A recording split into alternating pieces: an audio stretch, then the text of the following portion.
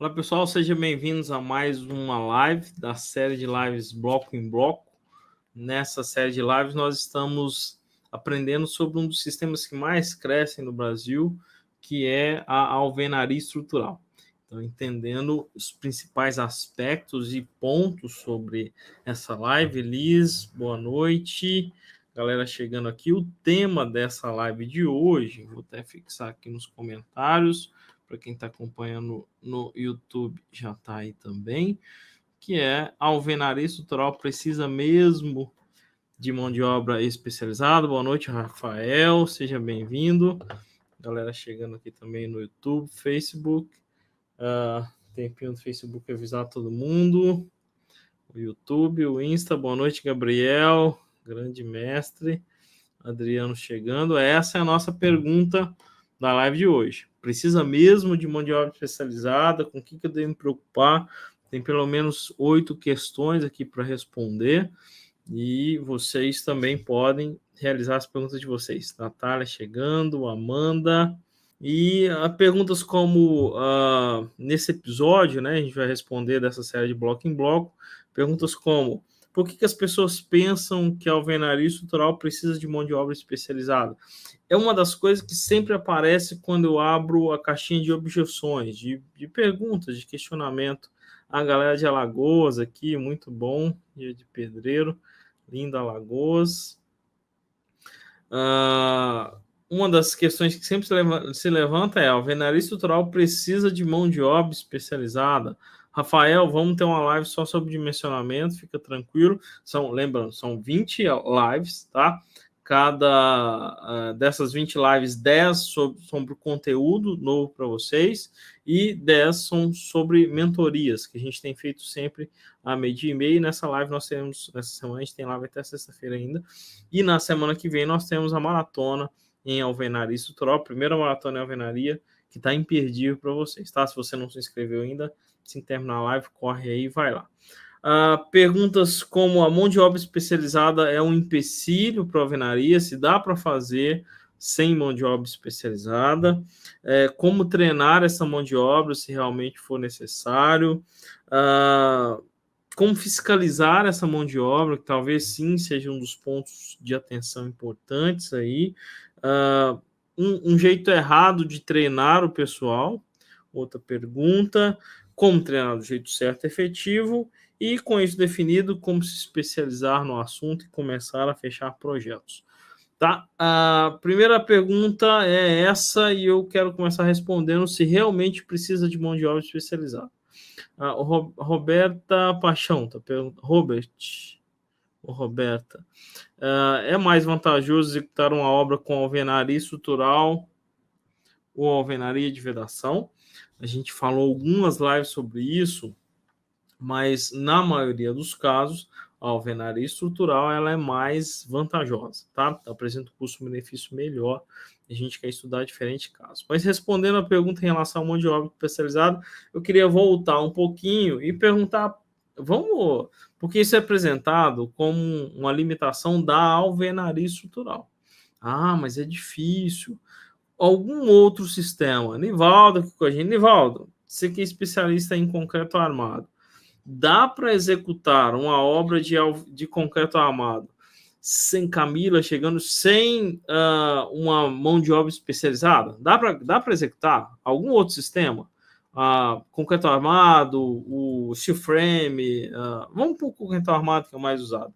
Dá para executar uma obra em concreto armado sem uma mão de obra especializada que não saiba, por exemplo, a montagem, a concretagem de um pilar, de uma viga, como fazer, onde coloca a amarração, o estribo é para cima, para baixo, eu amarro, eu soldo, como que faz isso, né? Dá para executar qualquer coisa sem uma mão de obra especializada que sabe fazer aquilo? A resposta é não. Então, ter uma mão de obra especializada para a alvenaria, né, é como se, o Nivaldo acha engraçado, que é como se as pessoas nascessem sabendo executar o concreto armado, ou achando que sabe. E aí mora um dos grandes problemas. Uma coisa que realmente eu dou o braço a torcer que no concreto é vantajoso, entre aspas, que o concreto aguenta mais desaforo, digamos assim, aguenta mais erros, que não deveria ser uma vantagem, mas ele, se necessário, ele suporta mais falhas de execução. E a gente precisa mudar isso, inclusive no concreto armado, porque a gente vê que nem sempre ele dá conta disso, ele suporta realmente isso, ele faz da forma que a gente imagina que faça. E aí a gente começa a ter problemas importantes, inclusive no concreto armado, por falta disso. Ó, Nivaldo, assim como o armador faz a armadura, o carpinteiro faz a carpintaria, um bloqueiro faz os blocos. Na alvenaria, um dos pontos de vantagem é que eu tenho basicamente 2 tipos de mão de obra. No pavimento inteiro, o bloqueiro. O bloqueiro é um profissional treinado para levantar e assentar os blocos da maneira correta. E a maneira correta é a primeira pergunta que eu queria responder. A maneira correta é simples de ser feito. E é muito mais simples e fácil do que fazer o concreto armado, sem dúvida nenhuma. Porque o pedreiro que sabe levantar paredes para alvenaria de vedação, com pequenos ajustes, e é caprichoso nisso, faz alvenaria estrutural com facilidade, com muito mais facilidade e velocidade do que o concreto armado, do ponto de vista de mão de obra. Por quê? Vamos pensar lá qual seria uma sequência de execução. E não é difícil treinar esse cara. Nós temos, dar exemplo, aqui na região, eu estou em Campinas, né? A gente tem vários fabricantes aqui na região de Itu, por exemplo. Itu está bem próximo de Campinas, passa em Indaiatuba, Itu, depois Sorocaba, enfim. É uma região que tem grandes fabricantes e só nessa cidade, pelo menos nessa cidade, tem 2 treinamentos. João Carlos, boa noite. 2 treinamentos só de execução. E esses treinamentos de execução duram um dia inteiro, do início ao fim.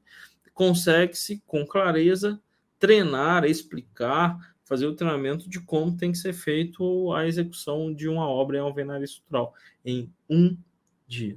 E lógico, faz o treinamento, explica todo o procedimento, e para que ele ganhe velocidade, como qualquer outra profissão, precisa praticar mais. E aí, entende-se lá primeiro, um treinamento de mão de obra, como ler o projeto, ler a fiada, e é simples, porque o projeto de alvenaria estrutural, um bom projeto de alvenaria estrutural, ele tem que apresentar a primeira, a segunda fiada, as modulações, exatamente como que ele tem que locar isso. Porque imagina assim, ó, vamos começar uma obra de alvenaria estrutural, vamos pensar na sequência, que daí a gente responde essas perguntas talvez com mais clareza. Na sequência de execução, seria, primeiro eu faço as fundações, beleza?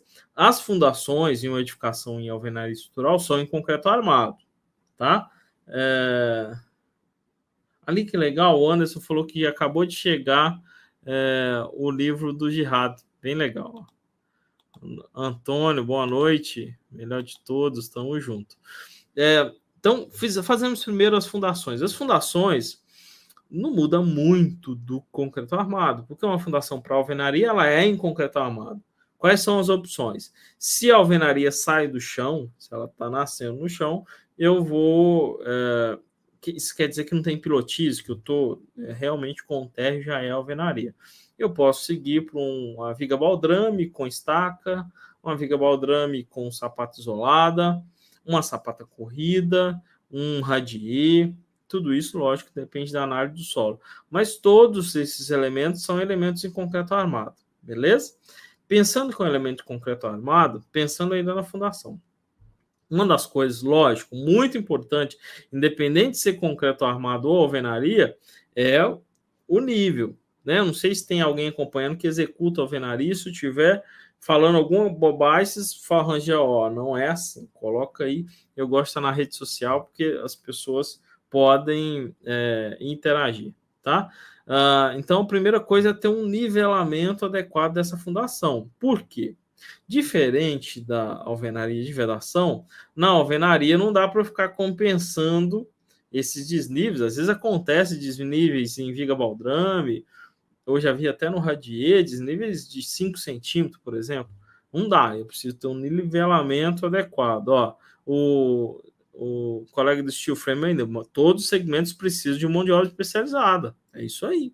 Estudar o próprio ofício é o básico, é fundamental. Então, não é uma desvantagem da alvenaria precisar de mão de obra especializada. Primeira resposta é verdade, eu preciso de mão de obra especializada. O que eu preciso explicar aqui para vocês é que treinar e fazer a alvenaria estrutural do jeito certo, correto, não é difícil. É mais difícil fazer ela errado do que certo, tá? Então, vamos seguir aqui o nosso raciocínio de uma sequência de execução de alvenaria. Fiz a fundação nivelada, porque não dá para ficar compensando. A junta de argamassa da alvenaria é 1 centímetro, tá? Na primeira fiada, a gente pode ter uma limitação de 2 até 2,5. O ideal é que ela seja 1 centímetro, sempre, tá? O Edinaldo está perguntando aqui no YouTube, quem quiser acompanhar, estamos por lá também. Quantas lajes em alvenaria estrutural se fazem em radier? Edinaldo, depende do solo. Eu já fiz aqui no escritório até 8 pavimentos, tá? Com radier. Mas nesse caso foi um radier estaqueado. A ideia básica é que se eu tiver uma boa capacidade de solo, eu preciso ter só uma altura maior desse radier. O ideal, o radier ali seja para edifícios até 4 pavimentos, tá? Mas dá para fazer mais, não existe limite teórico para isso. Nesse caso, foi utilizado um radier porque as fundações estavam ficando muito adensadas. Tem muitas regiões do país que preferem, na alvenaria, fazer um radier, nem que seja um radier estaqueado, porque esse adensamento das vigas ficam relativamente grandes, acaba compensando. Mas vamos lá, pensando no radier, no baldrame, primeira coisa é ter ele nivelado. Feito ele nivelado, a gente vai fazer a locação. No concreto, a gente não tem a locação dos pilares. Na alvenaria, eu tenho a locação da alvenaria. No projeto estrutural, já tem a primeira fiada desenhada e uma locação dela em relação aos eixos, tá? Ou em relação ao próprio baldrame que já está executado nessa fase. E eu faço a primeira fiada e a gente faz uns chamados castelinhos. Quer dizer, nos encontros das paredes, eu já coloco aquele encontro, né, aquele T ou aquele L, como se fosse um castelinho mesmo, e vou montando pontos estratégicos. Se for uma parede muito comprida, além dos encontros, eu coloco em alguns pontos internos da parede os blocos. E essa locação desses blocos, exatamente onde vou ter, está especificado no projeto estrutural. Então é só medir, colocar, assentou, lógico, com a linha puxada ou o meu nível a laser. Cada vez mais está se utilizando, inclusive nas obras de alvenaria, o nível a laser, né, para ter esse alinhamento perfeito. Isso sim é um ponto muito importante para quem vai executar a alvenaria. O prumo e o nível tem que estar muito bem executado, porque é como eu preocupar com o prumo e o nível do meu pilar, né, já que ela tem função estrutural. A gente mostrou, Alessandro, boa noite. A gente mostrou na live com o Dirado na semana passada alguns exemplos de desaprumo em alvenaria, inclusive a parede de cima desalinhada em relação à de baixo. Alexandre, seja bem-vindo. Que isso gera excentricidades importantes na alvenaria, que muitas vezes pode ser que a alvenaria não suporte esse adicional de desaprumo, tá? Então, fez a locação da primeira fiada com as linhas ou o nível a laser bem definido. Daí para frente, faz a primeira fiada, o fechamento, respeitando-se a junta de 1 centímetro e faz a elevação da parede. Tem muitos lugares que usam, eu recomendo bastante, nos encontros, né, das paredes ali, utilizar um escantilhão. Escantilhão é uma ferramenta que ajuda bastante, ele tem dupla função, né? Ele é um esquadro e ele tem umas graduações a cada 20 centímetros para evitar que um dos erros que a gente vê de execução é que normalmente não é um único pedreiro, um único bloqueiro executando todos esses pontos. O Vini está perguntando se deve estudar alvenaria estrutural mesmo sem ter me informado ainda. Se você não quiser perder oportunidade de negócios e de projetos assim que você se formar, sim, sem dúvida nenhuma. Mas vamos lá, você precisa entender com clareza como calcular e dimensionar o sistema para quando apareça a oportunidade, você saiba calcular.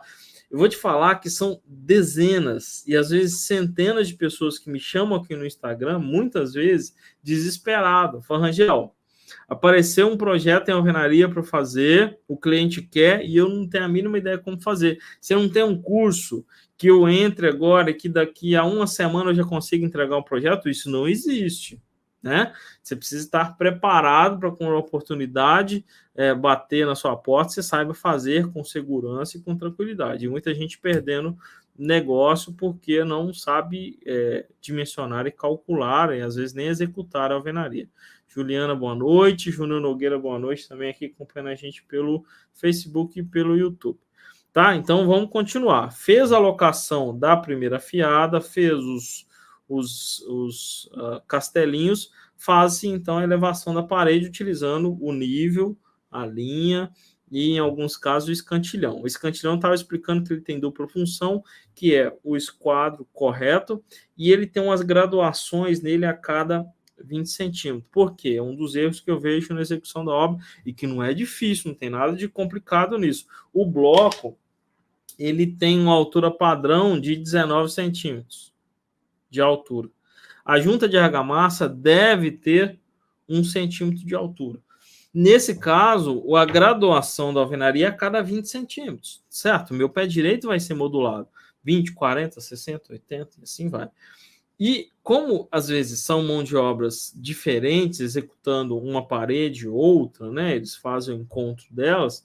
Se todo mundo não se preocupar com esse alinhamento, uma linha ajuda bastante, o nível ajuda bastante e o escantilhão ajuda nesse processo. Quando chega lá em cima, infelizmente, a parede está desnivelada. Aí é um problema, porque a laje se apoia diretamente em cima da canaleta, tá? O Antônio está falando assim, ó, professor, fala sobre parede de blocos estruturais cerâmicos, onde o terreno tem bastante umidade. Não é só cerâmico, então, Antônio, tanto cerâmico quanto concreto, tanto concreto armado também, né? Se eu tenho muita umidade no terreno, eu preciso reter essa umidade. Ela não pode chegar na estrutura, não poderia chegar no pilar, não poderia chegar no bloco convencional, não pode chegar na alvenaria estrutural. E se é uma fonte de umidade constante, a gente começa a ter um problema de eflorescência nesse bloco, porque a água reage com os cristais, seja concreto ou cerâmico, e aí fica esbranquiçado, e eu posso sim ter perda de resistência do elemento. Mas não é só na alvenaria, não é só no bloco cerâmico. O bloco cerâmico talvez isso fique mais evidente. Se for concreto, a mesma coisa. Não é porque é concreto que eu posso deixar o terreno com umidade e chegar na estrutura. Eu preciso resolver essa umidade, né? Só respondendo a pergunta do Antônio aqui, feito no Facebook, tá? Aqui, Vini, obrigado bastante por participar, é importante esse retorno de vocês. Bom, mas continuando. Feito isso, esse alinhamento, junta de 1 centímetro de argamassa, preenchendo as juntas corretamente, de acordo com o projeto, ou só nas faces laterais, ou em todas as faces, preenchendo a junta de argamassa nesse ponto, vai subir na elevação. Na região de portas e janelas, utiliza um gabarito metálico. Existem alguns fabricantes específicos de ferramentas para alvenaria estrutural que facilitam muito o processo. E o gabarito metálico é um deles. Coloca um gabarito exatamente da janela, é ajustável, tem que ser esse tamanho, porque depois eu não posso ficar cortando o bloco para ajeitar para colocar o caixilho, tem que ser medida exata. E por que medida exata? Além de ser isso mais racional, né, e o desperdício de material diminui bastante, eu não tenho passagem de barulho. E desempenho, para quem está acompanhando isso, obrigado, Vini. Para quem está acompanhando todo esse processo, o desempenho acústico, por exemplo, térmico, enfim, estrutural, tem pegado bastante as nossas construções. Quer dizer, a gente tem que se preocupar cada vez mais com isso. E um dos pontos de fuga de barulho são nas aberturas, nas portas e janelas. Quando eu uso o gabarito metálico, além de ajudar bastante na execução, para que saia exato, não precisa ficar puxando linha, adiciono ele lá no ponto exato, evita com que eu tenha folga nas aberturas. Daí, o único ponto a mais, são 2 pontos que eu daria. Natália, boa noite. 2 pontos que eu daria o preenchimento dos furos de grout, né? Quando se tem, que daí, quando eu faço a aplicação da argamassa, eu tenho um ressalto lógico, quando eu vou fazer o assentamento desse bloco aqui, ele vai é como se fosse uma bolacha recheada, né? Sai um pouquinho para fora. É possível evitar 100% de junta-prumo e alvenaria? Sem dúvida nenhuma, tá? Com uma amarração adequada, é possível sim. Mas vamos seguir. Depois eu explico o que é junta-prumo também para quem está acompanhando. Boa noite, Elcio. A argamassa, quando eu assento, sai um pouquinho para fora, um pouquinho para dentro. Para fora, eu venho com a colher ou com alguma ferramenta e faço a limpeza desse excesso de argamassa. E para dentro? Para dentro, fica um pouquinho de sobra mesmo. Mas e quando eu vou grautear? Se eu manter esse resto lá dentro, eu vou ter um desperdício. Vou até mostrar uma foto aqui no Instagram de uma obra nossa sendo executada ali em Santo André. Dá para ver a execução em fase já final da estrutura, né? Só de curiosidade. Essa aqui é uma outra obra nossa em São Paulo. Ó. Vocês verem também. Essa era a arquitetura dela. Está sendo feita, chegando lá. Tá? E aí eu preciso me preocupar com a limpeza do furo do grout. O grout, eu tenho vários vídeos aqui no meu GTV já explicando o que é o grout. Ele tem um slump maior, para que serve. Então eu preciso preencher corretamente o furo de grout. Para que eu preencha corretamente, eu preciso fazer a limpeza do furo. Mas é simples fazer isso. Pego uma barra de meia polegada e faço a limpeza do furo. Outra coisa que eu preciso prever são sempre que tem grout, né? Um furo de inspeção, uma aberturinha que normalmente o tamanho mais ou menos aí de uma caixinha elétrica, 4x2, próximo disso. Prevejo que a gente chama isso de espia, para que eu possa, duas coisas legais dessa espia, desse furinho lá no primeira fiada e normalmente na fiada intermediária, para que eu possa confirmar se o grout chegou onde deveria chegar. Marcelo, trabalhar na sua obra. Muito bom, Marcelo. Marcelo, normalmente a gente não toca obra, tá? Essas obras são dos nossos clientes. Ó. Normalmente a gente faz só o projeto estrutural e acompanha os clientes nessa execução. Mas vamos continuar. Feito para que eu faça isso, a espia serve para eu checar se o grout realmente chegou onde deveria chegar e para que eu possa fazer a limpeza adequada desse furo. Se houve ressalva, eu vou ter que limpar essa argamassa, lavar o furo com água mesmo, retirar o excesso e aí então consigo fazer o groteamento. Daí para frente, vamos pensar em execução de alvenaria? É isso. Levantou a parede no prumo correto, o projeto estrutural tem as locações, o projeto estrutural tem elevação de todas as paredes, mostrando exatamente a posição de cada bloco. E outra coisa que talvez gere um pouquinho mais de aspas, dificuldade, mas é só um ponto de atenção, é que enquanto eu estou erguendo, né, quando estou fazendo o assentamento dessa alvenaria estrutural, eu preciso estar subindo com as tubulações elétricas. Tá? E aí, muitas vezes, no projeto da alvenaria estrutural, já tem indicado na elevação exatamente aonde tem a caixinha, né? E que tamanho ela é. E às vezes eu posso fazer essa caixinha com a serra-copo, um furo de serra-copo, e mostrando o caminhamento do conduíte. O conduíte normalmente vem de baixo ou desce de cima, ele não fica andando horizontalmente, não dá, como eu vou passar no furo do grout, do bloco, se ele está andando horizontalmente. Cibele, boa noite. Juliano, Fortes Engenharia, dando um abraço aqui para a galera que está chegando. O Edinaldo gostou muito, o Leandro. O Edinaldo está falando que está preparando TCC em alvenaria estrutural. Tem vários TCC sendo feitos, isso é bacana, quanto mais fizer, melhor. Nem perguntando aqui, Choara Caldeira. Você costuma passar cano pluvial dentro da alvenaria ou faz chafta? Não pode cano dentro da alvenaria. E eu diria que, dentre eles, é o que menos pode. Nenhum pode, mas por que não pode o tubo dentro da alvenaria? Principalmente o pluvial, inclusive, nem cabe nesse bloco, teria que ser um bloco especial. Porque se entupir, se der algum vazamento, se der algum problema, eu preciso quebrar a alvenaria para acessar esse furo, esse tubo. E tubo de calha, né, o cano pluvial, é um dos que mais entope, infelizmente, o que dá mais manutenção. Então, ele precisa estar o mais acessível possível, para que, durante a vida útil dessa edificação, ele seja acessado.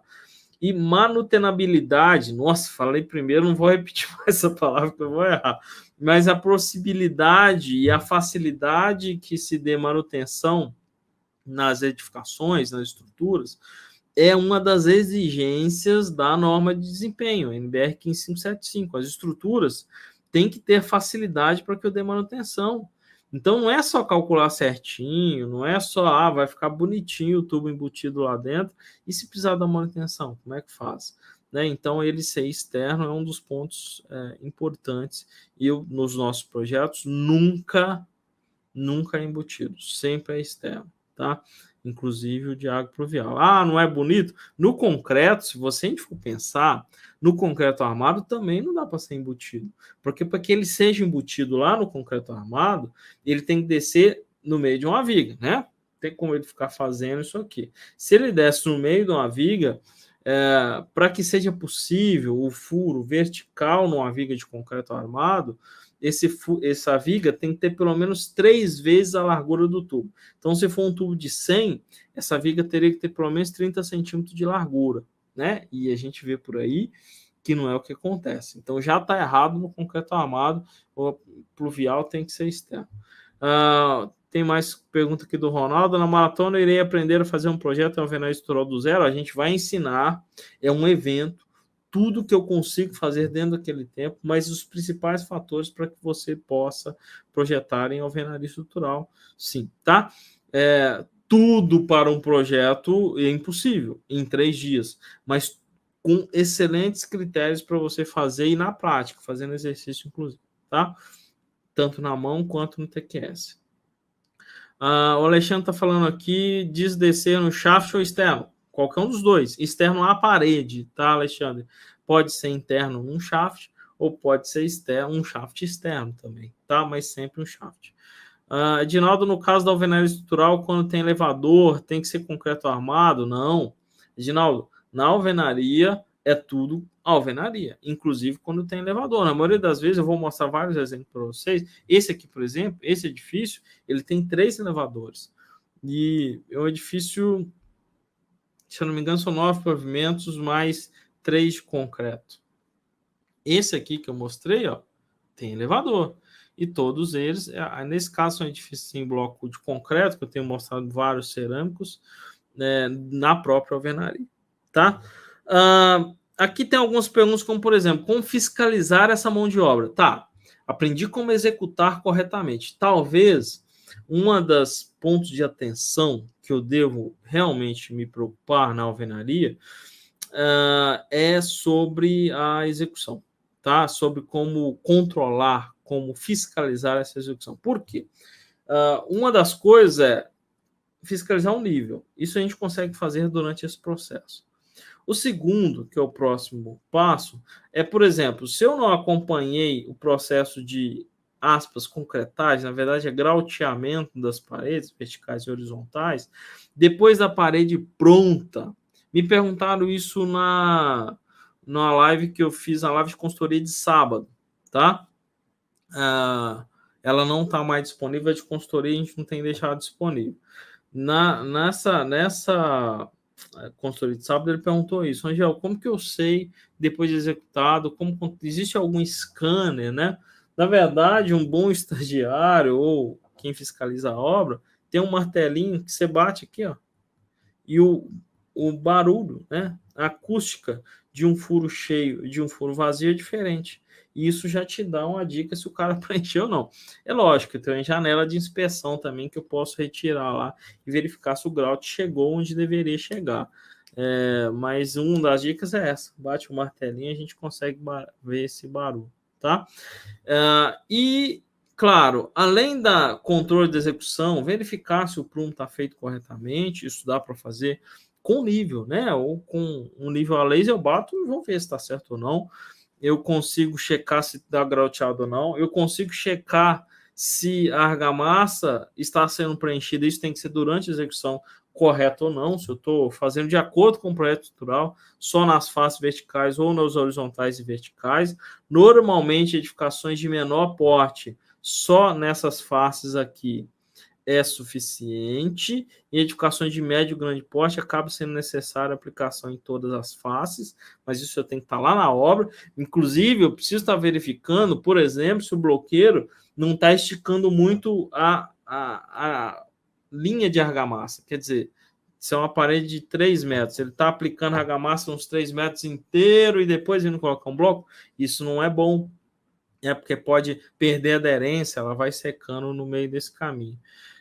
O Edinaldo está perguntando que altura se faz o lançamento do grout. O ideal é que o grout seja lançado em no máximo 1,60 m. Então, já fiz, por exemplo, levantei 8 fiados, vou lá e faço groteamento. Se eu tenho canaleta intermediária, que depois a gente vai estudar isso, né? Quando que a canaleta intermediária ela é necessária, eu já faço quando eu coloco... A intermediária normalmente está ali na quinta ou sexta fiada. Então, eu vou fazer uma canaleta, já preencho, e aí eu sigo, tá? Alexandre está perguntando, a vedação de esquadria, como chumbar, espuma, é um contramarco de alumínio chumbado com argamassa mesmo, tá? Então, sem muito ser, porque ele está muito justo. Quer dizer, a janela tem 1,20, o vão tem 1,21, porque o prumo está exato. Algumas perguntas estão aqui, só para não deixar...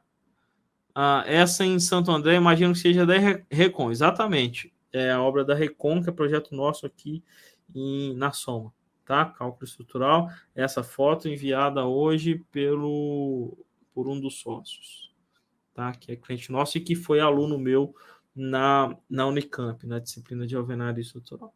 Então, vamos continuar aqui. O Wesley perguntando, no curso que será oferecido após a maratona, vamos aprender dimensionamento manual? Sim.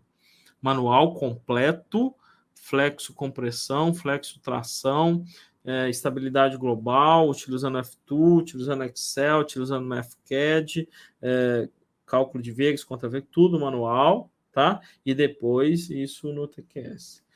O Luiz está perguntando aqui, Luiz Otávio, no YouTube. A alvenaria estrutural de bloco cerâmico, é possível deixar o bloco aparente? É preciso tomar cuidado?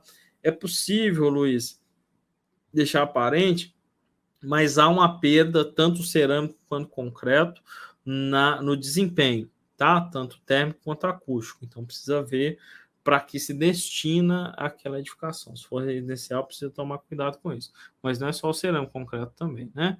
Dilatação horizontal em alvenaria estrutural, que pode ser... dilatação horizontal pode ser normalmente 3 coisas, eu diria. Pode ser um recalque debaixo de uma janela, por exemplo. Pode ser excesso de carga, um recalque que aconteceu ali no meio, por exemplo, né? Pode ser um excesso de carga, quer dizer, a alvenaria tem menos resistência do que deveria, é bem característico. E pode ser, se for na última fiada, dilatação da última laje, tá? No grupo do WhatsApp, o engenheiro falou que a alvenaria estrutural não é mais econômico. Um engenheiro conhecido falou que... Bom, vamos chamar ele para conversar. Por que ele acha que não é mais econômico e comparado a quê?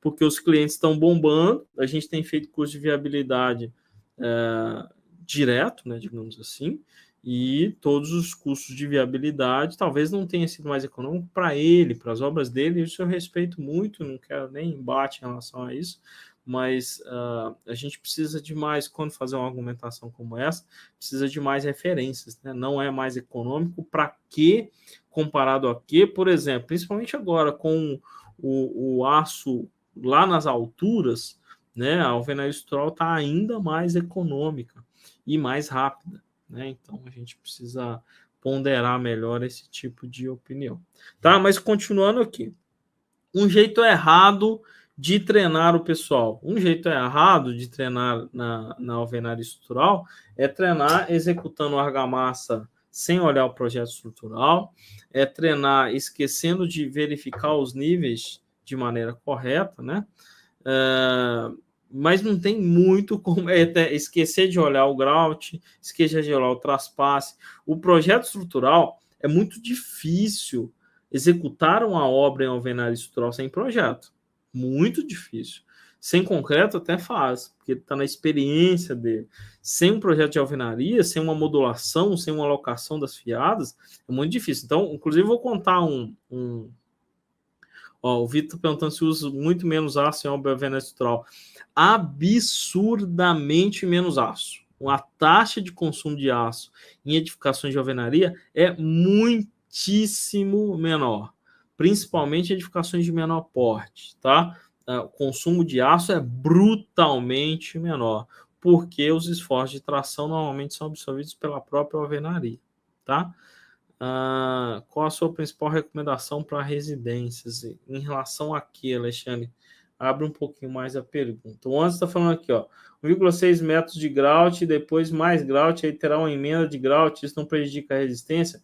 Anderson, não prejudica, primeiro porque normalmente é feito na sequência. Concreto, pilar, às vezes o pessoal faz assim, mas é diferente de pilar. Quando eu estou preenchendo o furo de grout com alvenaria, né? Quando eu tô, até porque o Anderson está perguntando se 1,60 é o máximo. Se eu fizer mais do que isso, normalmente o grout vai adensar no meio de um furo e não vai chegar onde deveria. Vai ter uma junta de concretagem ali naquele ponto? Vai, mas não é pilar.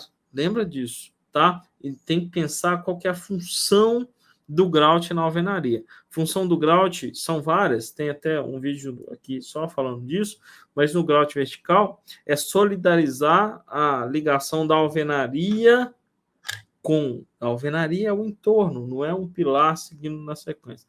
A alvenaria com o aço e aumentar localmente a resistência à compressão dessa alvenaria. Tá? Mas não há prejuízo, Anderson, e não pode se fazer mais do que isso, tá? Senão, provavelmente o grout não vai preencher todo o furo como deveria, porque não tem como vibrar. Esse grout não é um concreto autoadensável, né? Sobre a alvenaria, o que mais pega é uma estrutura na residência. O que mais pega, o Alexandre, é a arquitetura, né? Arquiteturas não específicas para isso. Arquiteturas com arrojos arquitetônicos muito grandes, que a gente já falou algumas vezes sobre isso, tá? O Luan está perguntando aqui no YouTube. Eu estou fazendo um muro de 10 metros de altura.